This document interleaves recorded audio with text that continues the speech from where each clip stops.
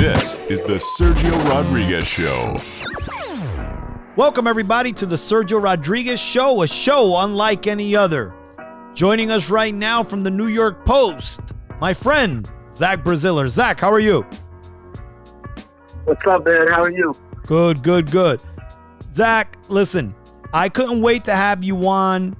I was actually going to reach out to you as we got closer to college basketball, but seeing as the Big East had their media day last week and everybody's asking questions now, I said, you know what? Let me ask Zach to come on and give us a little preview of what you have right now. And then when the league kicks off or in early December, we'll have you back on. But look, let's start like this. The rankings came out, preseason rankings. It is what we expected. Right. Villanova's at the top. You know, is this the year that somebody can knock Villanova down? Because with all the COVID stuff that might go on, you know, a team might have to go a couple of days without practice. You could catch somebody. There are no fans, so maybe you can catch somebody. You know, home court advantage is different now. Where do you think Villanova is, and is this the year somebody could get them? Nah, I think they're a legit title contender. I think they're loaded. I mean, I'm not. Depends which national guy you follow, but a lot of people have them as a top 3, top 4 team in the country, and I have no doubt that's probably where they're going to be. Look, COVID will create a lot of questions and a lot of issues. You know, there's the NCAA guidance that a positive test, everyone has to quarantine for 2 weeks. Fordham just had that happen to them. So that does create questions, but no, I think Villanova's good. I know they lost to the NBA to the NBA, but they still have Gillespie. They still have Jeremiah Robinson-Earl. I mean, they're loaded. They have some big young players who play a lot last year. I think they're clearly the best team in the league. I think they're arguably the best team in the country. At least they're one of the best teams in the country. To me, the bigger question is, you know, the depth of the league. I think the depth of the league could be very good, but I think Villanova is without a doubt the number one team. Every year, you know, when I was growing up in the Big East, I used to love, I always wanted to be a basketball coach. I ended up coaching basketball and doing my thing too, but I spent most of my life coaching softball. But I always loved watching Ralph Willer's offense at Pitt. Now, as I've gotten older, I love watching Greg McDermott. I just feel like his sets just phenomenal. Can they knock off Villanova? I think they're good. I think they're a touch overrated nationally. Okay. You know, I think a lot of people have them as a top 10 team. I don't think they're that good. They lost arguably their best player, Tyshawn Alexander, the NBA. It wasn't just about what he can do offensively. What he did for them defensively is what made them so good last year. You know, McDermott's teams are always terrific offensively. He mentioned the sets, and you know they play fast and they get up and down, but they usually are kind of iffy defensively. Alexander was just such a good defender. He was guard the other team's best perimeter player. He's basically the reason they swept Seton Hall. He shut down Miles Powell's play. And without him, I'm not sure about their defense. I think their defense might take a slight step back. Now, I still think they're good. I still think they're a top 15, 20 in the country, but I do not think they're capable of winning the league. I think Villanova is still just too good for them. How good's Zagorowski? I think he's terrific. I mean, I think he was a little underrated nationally last year. I said that a few times. I mean, he could really shoot. He's a terrific ball handler. He gets up, everything they do.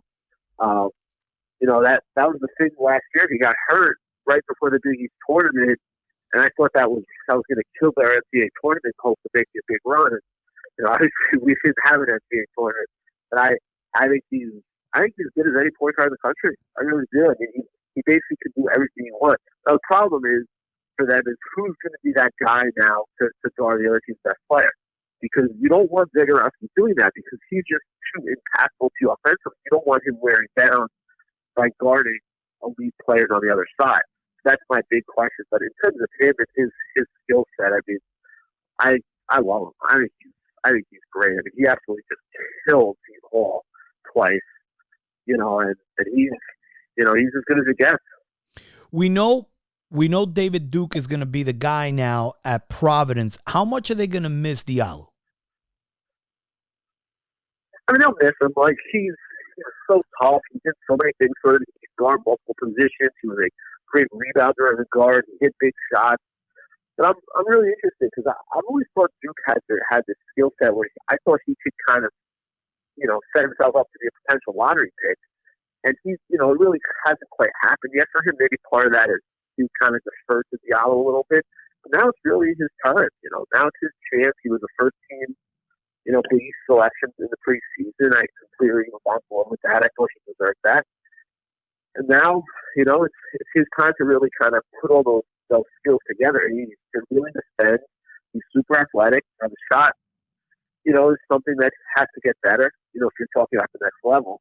But this is a guy that has all the tools to be a terrific player, to be a first-round pick if he can just, put everything together.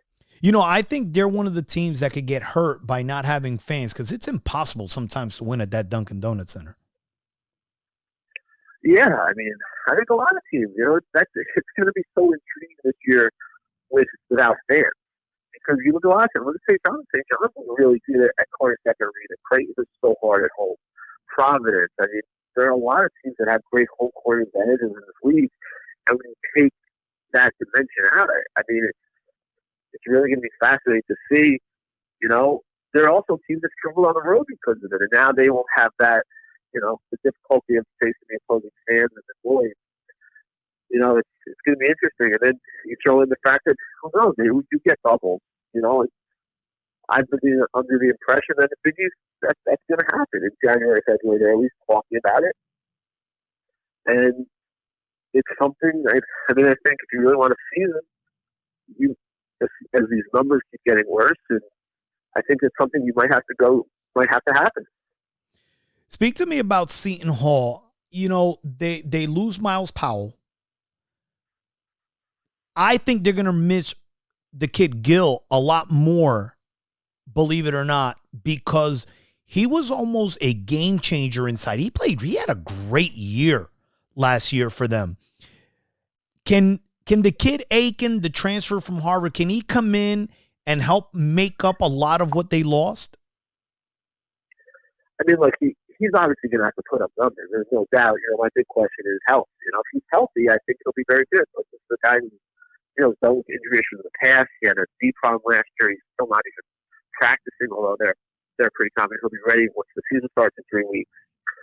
But the thing is, the other thing about Aiken is they're not expecting to be Miles Powell. They think Sergio Kalashvili is one of the best players in the country. And they think Jared Roden is ready for a step up. They have a Canisius transfer to Kyle Mosley, a really tough guard, kind of in the, you mentioned the Owls, or kind of in the mold of him, where he's a guy who can defend both positions, who's going to rebound well. So they have talent. Now, look, they're not going to be as good as last year. There's no doubt. You don't replace Powell and and even Quincy McKnight, two just absolute great core seniors. But I do think they're a tournament team. I do think they're a top 4 team in the league. I think Sergio is going to have a big year. I think he's a potential first-round pick. He's 6'11". He can shoot. He can distribute. He can rebound the ball. He can run offense. The question is, do they have enough firepower in the backcourt to really make up for Powell with the play? Every year, Marquette loses something. 2 years ago, they lost the brothers. Now they lose Marcus Howard, a guy who was a walking 30 points. Although, I think a lot of times he shot them out of some games. But nevertheless, in a league where you have to, at times, score in the half court outside of playing Creighton, he was a bucket getter. They continue to get talent. The kid Carton now transferred from Ohio State. They get him coming in now. Where do you think they stand? They're always, you're waiting for that pop with Marquette, and they just seem to be, there's always an issue. They're always good enough, but there's always an issue that holds them from making that next jump. Yeah, they're a mystery, honestly. When you lose what they've lost with Howard and other guys, it's hard to predict. Now, here's the one thing about them. As talented as they've been offensively, they've kind of fallen to our expectations. They just don't play consistent defense. And, Howard's a guy who really didn't defend much, and teams would kind of pick on him. Now, Carton is a tremendous talent. I know Coach in the league thinks he's potentially one of the better perimeter players in the conference. I'm interested. Now, they were picked 7th, which I think was completely fair. I think they could be good. I think this is a team that's probably going to take time because when you're used to that one guy who's just such a take-control player who scores so many points, it's going to take other guys, some games to really get that confidence and belief in themselves. But I do like their team. Theo John is one of the best defending big men in the country. He's still there. They have other talented guys. I think they're a team that probably is a tournament team on a bubble, like a Xavier, maybe even St. John's. I think they'll be in the mix to make the tournament. I'm not saying they'll make it or miss it, but I think they'll be right there, but they'll have a shot to at least get in. I think Carton's really good. There's no doubt. He's a big-time high school prospect. He obviously had some personal issues at Ohio State. Sounds like he's over those. And now he's going to be given the ball and really have a chance to kind of make a name for himself at Marquette. Connecticut comes into the league, and part of me didn't want them in the league because I felt they should have never left and they were a little greedy. But I understand football dominated that decision. But it's good to have them back because I think it brings a lot more energy to the league itself, right? Oh, it's great for the league's brand. I don't think there's any doubt, especially now you have Hurley there. They're recruiting at a high level. I think they're a tournament team this year. They're definitely a top 5 team in the league, in my opinion. Think about it. You got to start the league year, St. John's and UConn. That's fun. I think St. John's getting them early is actually good. Yeah, I can see it. St. John's team that brings a lot back, and UConn is going to be depending on a lot of new guys, whether it's R.J. Cole, the transfer from Howard, or some of their freshmen. It's not going to happen right away. They're doing a new league. It's going to be different. I don't think it's going to be a breeze right away. I'm not saying this team's going to finish second or third. Yeah. It's going to take time. They come from, not to disrespect the Americans, but the Americans not the Big East. Two things can hurt them. Two things I believe can hurt them. One, they're going to need Cole to score. He scored a lot in the MEAC, but they're going to need him to score here.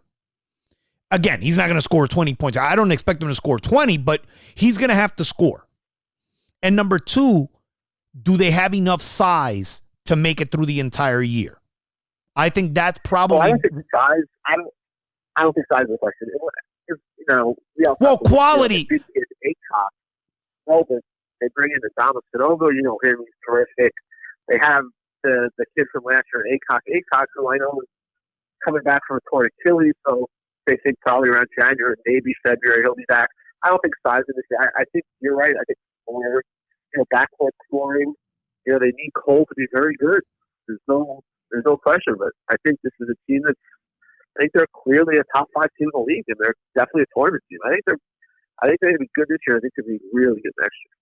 I know they'll have size in terms of, hey, how tall are you? 6'9", 7 feet tall. I get that. I'm talking about they're going to need to get play from those guys. You know what I mean? They're going to have to get something because no question. Rebounding in the Big East is different than rebounding where they're coming from. Talk to me about Xavier. Excuse me? No, I think that's fair. They got to prove. They have to. They're coming from an inferior league. It's going to be a transition for them. When they're playing the likes of UConn, when they're playing the likes of Villanova and Creighton and Seton Hall. Every game of the Big East is tough. Even Paul and Georgetown. They're no giving. Where the American games are basically kind of just show up and win. Talk to me about Xavier. I've always loved this program. I think their brand, what they do, no matter who's been coaching there or going back, whoever was there, they've always competed, always played hard. For the first time in a while, it seems like they're not primed to make the tournament. Yeah, they've been a weird team with Ramsdale. You know, a lot of people had high expectations. I believe I took third last year, and they just it didn't really it didn't click in them. Their best player, Najee Marshall, was off played, the professional ranks, and Paul Scruggs, there were high hopes for him, and he really didn't have a great year last year. He's got to be the guy there. He's got to really emerge and take over. I know some good freshmen, we remember from last year, Kai Kai Candy, give me a sophomore as a shooter. I could see them being in the mix, for the tournament, like on the bubble. I viewed them, Marquette and St. John's, all the same thing. I see them being an NIT team. I can see them being a tournament team. I think they're kind of tweeners. The Big East has tiers, in my opinion. It's still Novus one. I think then Creighton, Seattle, Providence, and UConn are all kind of the second tier. And then that third tier, you got St. John's, Marquette, and Xavier, which are teams that there are a lot of question marks about. If they get good play from Scruggs, they should be on that bubble going into that last month of the season. But my point is, it's weird to see them in a situation where we're not speaking about them as a lock. You know what I mean? Yeah, I mean, look, starting to feel some heat there because, like you said, they always seem to have a good coach. And I'm not saying he's not a good coach, but he's yet to kind of really separate himself from Chris Mackless as being part of that group. And the fans the Xavier fans definitely it's a year that they're expecting a tournament team. If they don't make the tournament, I think legit questions kind of start to arise. Butler loses Kamar Baldwin, who was just, in every game, he was just a shot maker. It was fun to watch, man. And weren't they? It was just, their ability to compete. And they're another team along with Providence that I feel will be hurt by that fan. That place is also impossible to play. Where do you see them coming in terms of what they return? They really don't have any. I think they're going to struggle to score. They really don't have anybody that is a returning double-digit scorer where you would be like, okay, this is the next person. Where do you see them? Yeah, the league picked them eighth, just barely ahead of St. John's. I don't think they're as good as St. John's. I think St. John's is better. I'm not high on Butler at all. You lose Baldwin. Not only that, Jordan Tucker, who was a local guy, and it was like they're kind of became a starter late in the year, big time shooting wing, decides to go pro, even though he really has no chance of getting drafted. That really hurt. I think Butler's gonna have a tough year. You mentioned the no fans. We'll see. We haven't really announced. At Mel's there'll be a small percentage of fans. I don't see them having a big year. I don't really think they're a team that can make the tournament. I know they have a good freshman class coming in, but it's going to take time. Probably going to bring in the top 20 kids. I'm not high on them at all. The coaches are a little higher than I am. I was a little surprised. They're going to miss a lot of those guys who left. Whether it's Tucker, obviously Baldwin, who's such a fun player to watch. A guy who's so fundamentally sound. They're going to have problems. George, no doubt. Go ahead. I'm sorry. No, go ahead. Georgetown is at a crossroad right now. I don't know where Patrick Ewing's going to go right now. Every year there seems to be, the last couple of years, there seems to be a problem. Transfers. They can't win enough games. There's just, they're in the mix with a lot of big recruits, but this program right now, man, this might be it for Patrick Ewing. The one thing I will say, he has a really good recruiting class for 2021. He got the Kende Mutombo's son. Correct. He's a top 50 player. You got Jordan Riley, a kid from Long Island who's got a ton of potential. That's the one thing if you're at Georgetown that you can hang your hat on. Is their 2021 class is terrific. I think it's top. It's not top 10. It's top 15. Now this year, I think they're going to be, to put it nicely, not very good. They lose a lot from what even they had at the end of last year, which wasn't too much. I think they're the worst in the league by a considerable margin. I think they're one of the worst Power 5 teams in the country. But you saw what happened with Kevin Willard when he got that one really good recruiting class, and that kind of snowballed. Yep. That's obviously what Georgetown hopes can happen with this group coming in. They think it's a 5-man class. They're not even done yet. It's very good, and it's the one thing that if you're a Georgetown fan, you can look ahead to and say, all right, no, we're not going to be that good this year. We're probably going to take our lumps, but I can at least see something on the horizon that could make me smile. Because this year, I don't see how this team could really compete in more than 3 or 4 league games. When is DePaul finally going to pop? They keep on getting players, but it seems like they can't put it together. They have the ability to put the ball in the basket. I mean, I don't believe. I know they were picked towards the end of the league. I think this situation this year with the uncertainty could have them pop into that 6-7 spot in the league. You know, last year they got off to such a good start in the non-conference. They had some great wins. They beat Iowa, and I thought they were a legit potential tournament team. And they get into league play, and they lose a few tough games early, and then they just fall apart.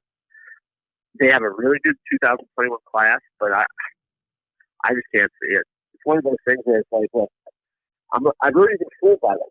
So what makes me think anything is going to change?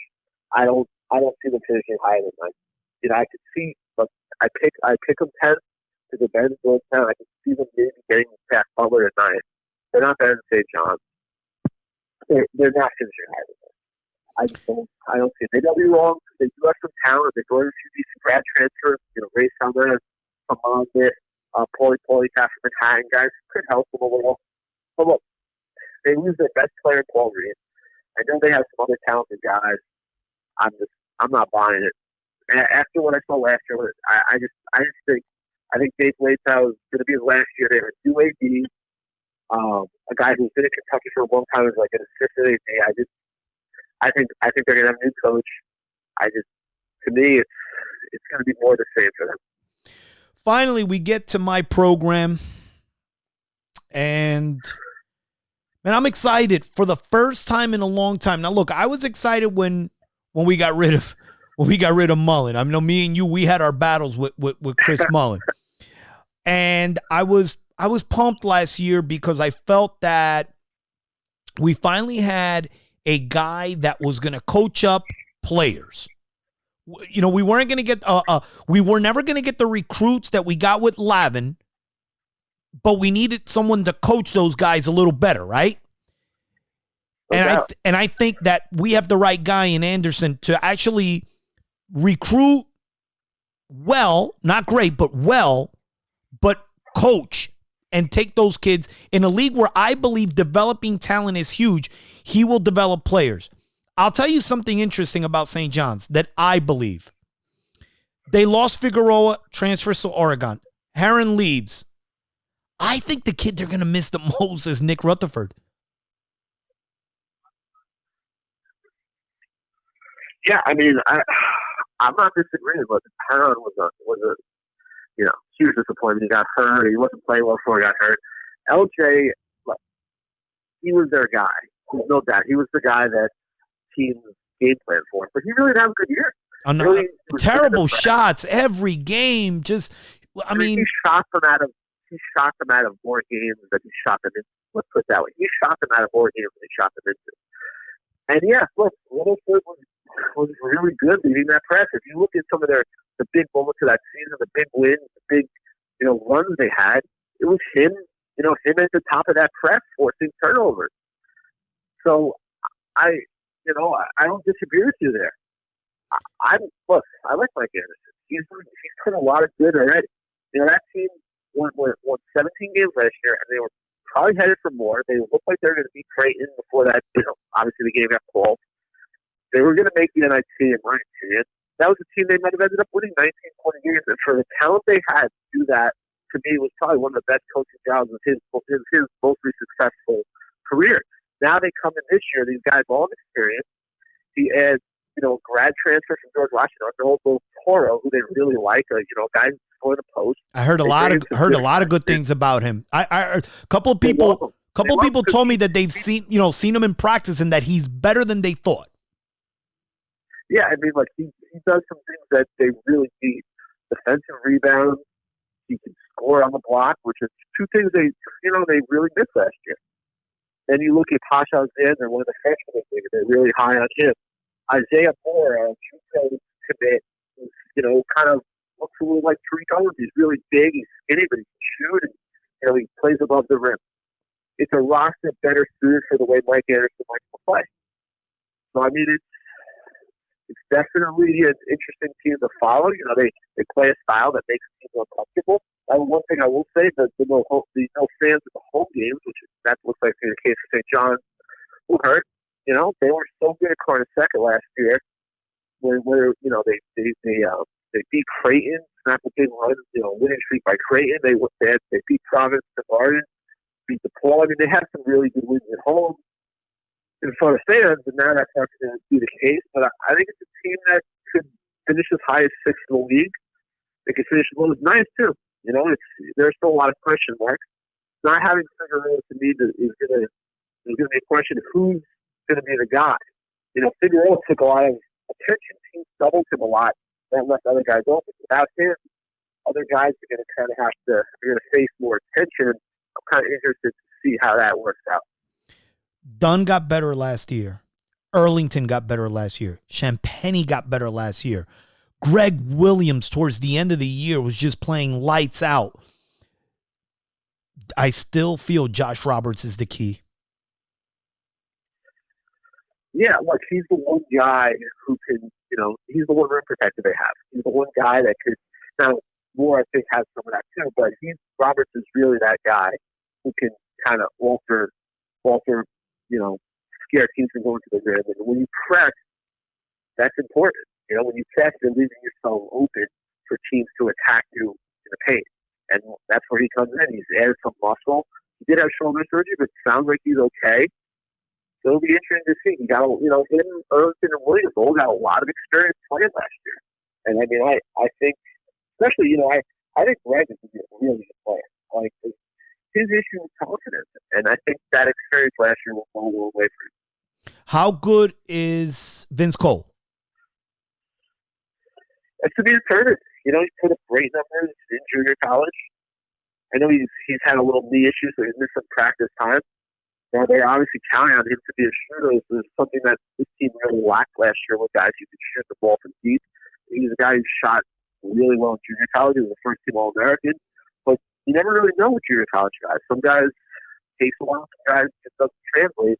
But yeah, he'll be definitely an interesting guy to watch to see kind of what he can bring to the table. Give me the starting lineup for this St. John's team. Who starts at the point, Dunn or Posh? In my opinion, they're going to go three guards. They're going to go Posh, Dunn, Greg Williams. They'll go Julian Champagny at the 4. They're going to go Toro at the 5. I know Anderson likes experience. Toro got a ton of it. I think he likes the way St. John's plays. Defensive rebounding is so important because it feels so great. And Toro is the best defensive rebounder they have. And, that's the one thing I thought he blocks shots, and when you go after the block shots, it kind of sometimes it leaves you open to the offensive glass. But that's the way I see it. I mean, who knows? But right now, 3 weeks for the season, that's my guess. And you know what? Honestly, the way he coaches too, starting really doesn't matter because you're going to play. If you're in that top 8, top 9, you're going to play. You're going to play minutes. Yeah, I mean, look, they're going to play 10, 11 guys. I mean, he hasn't been shy about it. What he loves about this team is the depth and versatility. The style they play, they're going to go deep into that bench. They're going to play a ton of guys, and they're going to run teams ragged.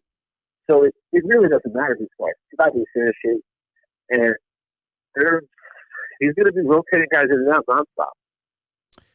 Zach, man, I appreciate you taking some time out to do this spot with me. I definitely want to get you on sometime in December once we get some games under our belts and the college season starts. Yeah, no doubt. I look forward to it.